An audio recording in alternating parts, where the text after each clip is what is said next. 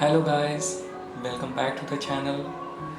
तो आज मैं आप लोगों को ये बताने वाला हूँ कि किसी भी पर्टिकुलर स्केच को फ्री हैंड कैसे ड्रॉ कर सकते हैं। मैं यहाँ पर साउथ के स्टार विजय का स्केच यहाँ पे ड्रॉ करने वाला हूँ, वो भी फ्री हैंड। तो आप इसको देख के ऑब्ज़र्व कर सकते हैं कि मैं कैसे ड्रॉ कर रहा हूँ। मैं यहाँ पे केवल फ़ोटो को ऑब्ज़र्व करूँगा थोड़ा सा अच्छे से, उसके बाद उसको ड्रॉ करूँगा। तो आप देख सकते हैं कि मैं किस तरीके से ड्रॉ करता हूँ। तो ड्रॉ करने के लिए सबसे पहले तो आपको ये पता होना चाहिए कि आप कहाँ से आप स्टार्ट कर सकते हैं ड्रॉ करना। जैसे कई आर्टिस्ट सीधे आई से स्टार्ट करते हैं, कई आर्टिस्ट लेफ़्ट से स्टार्ट करते हैं, राइट से स्टार्ट करते हैं। सो मैं भी बेसिकली लेफ़्ट से और कभी कभी आई से स्टार्ट करता हूँ शेडिंग करना, आउटलाइंस करना। तो मैं यहाँ पे आउटलाइन स्टार्ट कर रहा हूँ। आप भी देख सकते हैं किस तरीके से मैं ऑब्जर्व करता हूँ और आउटलाइंस को ड्रॉ कर रहा हूँ।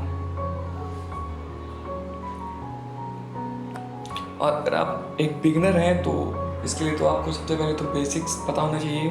जब तक आपको बेसिक नहीं पता होंगे तब तक आप इसको ऑब्जर्व करके नहीं बना सकते हैं। अगर आपसे पहली बार में थोड़ा सा नहीं सही बन पा रहा है तो आप स्केल का यूज़ कर सकते हैं मेजरमेंट के लिए। उससे आपका थोड़ा सा एक्यूरेट आ सकता है। बट मैं यहाँ पे बिना किसी मेजरमेंट के ही ड्रॉ कर रहा हूँ, बस फ़ोटो को देख रहा हूँ, उसको ऑब्ज़र्व कर रहा हूँ। तो आप देख ही सकते हैं कि मैं किस तरीके से ड्रॉ कर रहा हूँ। बस मैं अच्छे से इसको ऑब्ज़र्व भी करके बना रहा हूँ। इसी तरीके से आप भी फ्री हैंड मेथड से आप प्रैक्टिस करके आप इसको बना सकते हैं। हालांकि जब भी मैं स्टार्टिंग में जब मैंने स्टार्ट किया था बनाना स्केचेस, तब मैं भी फ्री हैंड मेथड से इतना अच्छा नहीं बना पाता था। तब मैं ग्रिड मेथड का यूज़ करता था। हालांकि अभी किसी किसी स्केच पे ग्रिड मेथड का यूज़ करता हूँ जो स्केचेस बड़े होते हैं, जैसे A3 साइज़ या फिर इससे बड़ा साइज़। तो वहाँ पे मैं ग्रिड मेथड का भी यूज़ कर लेता हूँ। बट A4 साइज़ में ज़्यादातर अब मैं फ्री हैंड मेथड से ही क्रिएट करता हूँ। ये भी कभी कभी होता है कि मेरे स्केचेस में थोड़ी बहुत मिस्टेक्स हो जाती हैं फर्स्ट टाइम बनाने में, बट उनको अच्छे से ऑब्जर्व करके बनाता हूँ तो अप्रॉक्सली 80 से 90% तक स्केच सही बनता है। बाकी जो भी मिस्टेक्स होती हैं उनको मैं शेडिंग के टाइम पे सही कर लेता हूँ। तो इस तरीके से आप भी इसको क्रिएट कर सकते हैं। हो सकता है आपसे बिगिनिंग में थोड़ा सा आपसे अच्छे से स्केच ना ड्रॉ हो, उसके आउटलाइंस ना क्रिएट हो पाए, बट अगर आप प्रैक्टिस करते रहेंगे तो आपसे भी हो सकता है। तो हालांकि इस वीडियो को बनाने में यानी कि मुझे पूरी आउटलाइंस क्रिएट करने में अप्रॉक्सली 25 से 30 मिनट्स का टाइम लगा था। बट इतना ज़्यादा मैं अपलोड नहीं कर सकता था रियल टाइम वीडियो, इसलिए मैं यहाँ पे इसको थोड़ा सा शॉर्ट कर रहा हूँ। बट आई होप कि आप लोगों को इसमें समझ में आ जाएगा मैं किस तरीके से ड्रॉ कर रहा हूँ। बस मुझे यही आपको समझाना है कि आप भी फ्री हैंड मेथड से फ़ोटो को केवल ऑब्जर्व करके उसे किस तरीके से उसका आउटलाइन क्रिएट कर सकते हैं।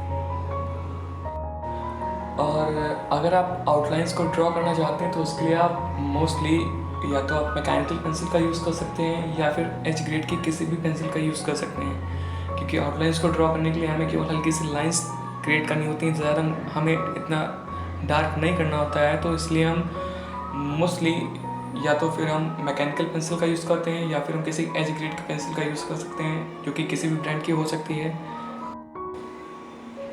हो सकता है कि आपसे इस स्केच की आउटलाइन एक बार में अच्छे से ना बने, तो आप उसको प्रैक्टिस कर सकते हैं कि एक बार, दो बार या तीन बार, जितनी बार भी आप उसको प्रैक्टिस करेंगे उतनी बार अच्छे से और अच्छे से आपको इम्प्रूव हो जाएगा आउटलाइन।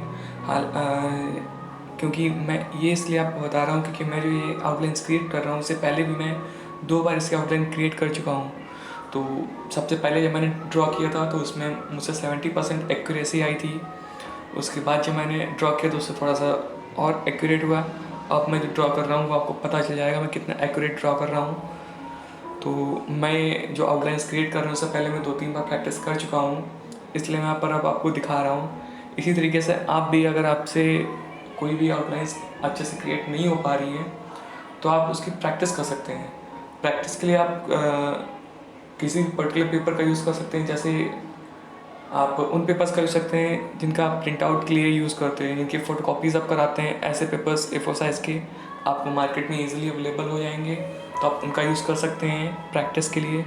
मैं भी प्रैक्टिस के लिए उन्हीं पेपर्स का यूज़ करता हूँ, मोस्टली मैं उन्हीं पेपर्स का यूज़ करता हूँ।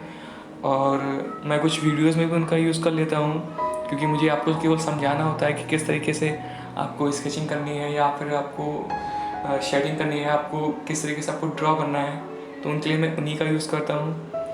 और जो भी मैं कमीशन वर्क करता हूँ उनके लिए मैं अलग से पेपर यूज़ करता हूँ, जैसे 180 GSM या 220 GSM या उससे ऊपर के, तो मैं उनके लिए अलग यूज़ करता हूँ और अपनी प्रैक्टिसिंग के लिए अलग पेपर यूज़ करता हूँ। मेरा बस यही एक मेन मोटो है कि मैं आपको किस तरीके से समझा सकूं कि आप किस तरीके से फ्री हैंड मेथड से स्केचिंग कर सकते हैं। अब यहाँ पे आप देख सकते हैं, हो सकता है मुझसे भी कुछ मिस्टेक्स हो गई हो या मुझसे भी कुछ कहीं ना कहीं अच्छे से ना ड्रा हुआ हो, तो मैं आखिरी में जब भी मैं शेडिंग करने के लिए जाऊँगा या फिर जब मेरी जो आउटलाइन से कंप्लीट हो जाएंगी, तो उसको मैं अच्छे से एक बार अपनी फ़ोटो से ऑब्ज़र्व करूँगा। फिर मैं देखूँगा कहाँ पे मुझसे कौन सी मिस्टेक्स हो गई हैं, उनको मैं फिर से सही करूँगा। इसी तरीके से आप भी कर सकते हैं कि आप एक बार बनाइए, उसके बाद उस चीज़ को आप ऑब्ज़र्व करिए आउटलाइंस को कि आपने कितनी एक्यूरेट ड्रॉ की हैं। अगर आप चाहें तो उसको फिर से ड्रॉ कर सकते हैं, अगर आप नहीं चाहते तो उसी स्केचिंग में आप थोड़ा सा सुधार कर सकते हैं कि किस तरीके से आपको अपनी मिस्टेक्स को सही करना है। तो ये चीज़ आपको बस एक ही तरीके से हो सकती है कि आप कितना अच्छे से आप किसी पर्टिकुलर फ़ोटो को ऑब्ज़र्व करते हैं। तो अगर आप एक बिगिनर हैं तो आपके लिए इस चीज़ का जानना बहुत ज़रूरी होता है कि आपकी बेसिक नॉलेज स्केचिंग के लिए कितनी अच्छी है। तो अगर आपकी बेसिक बहुत अच्छी है और आप उसकी प्रैक्टिस करते हैं या करते आ रहे हैं, तो आपके लिए किसी भी पर्टिकुलर स्केच को ड्रॉ करना या उसके आउटलाइंस क्रिएट करना ज़्यादा मुश्किल या हार्ड नहीं होता है, क्योंकि आपको बेसिक्स तो पता ही होते हैं। बस आपको उसमें फ़ोटो को ऑब्जर्व करना होता है अच्छे से, उसके बाद आपको फ्री हैंड मेथड से ड्रॉ करना होता है।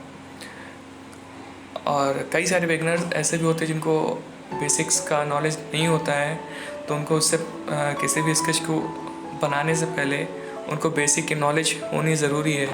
बेसिक की नॉलेज में जैसे बहुत ही कॉमन पॉइंट्स आते हैं, जिस तरीके से जो हम आइज़ ड्रॉ करते हैं, तो दो आइज़ के बीच में जो आपका जो डिस्टेंस होता है, जो आपका गैप होता है, वो एक आई का होता है।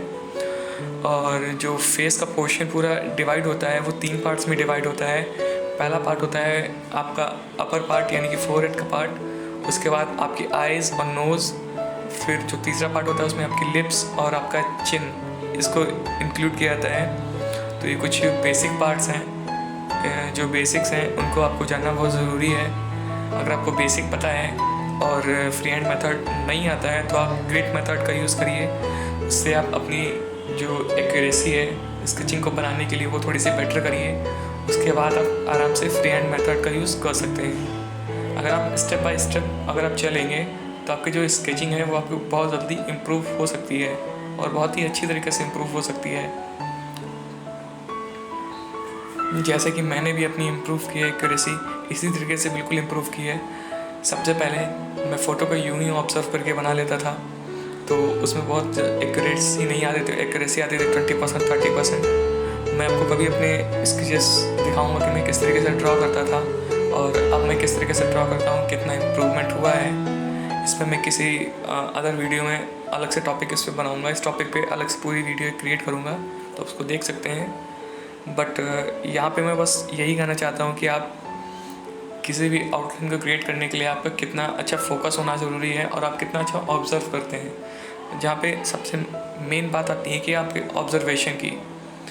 तो अगर आप एक फ़ोन से आप ड्रॉ करते हैं, फ़ोन में फ़ोटो देख के ड्रॉ करते हैं, तो उसमें हो सकता है थोड़ा सा आपको डिफ़िकल्टी हो।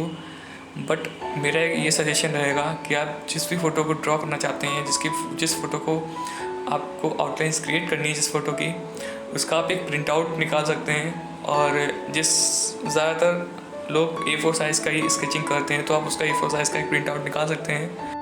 प्रिंट आउट से आपको ये ईजी हो जाता है कि आपको ऑब्जर्व करने में कोई भी दिक्कत नहीं आती, क्योंकि वो प्रिंट आउट भी A4 साइज़ का पेपर होता है और वो जिस पर आप स्केच कर रहे हैं वो भी पेपर A4 साइज़ का ही होता है।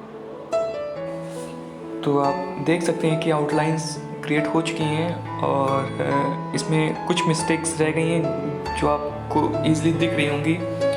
तो उनको मैं जब शेडिंग करने के लिए बैठूँगा तब मैं उनको सही कर लूँगा शेडिंग के टाइम पे।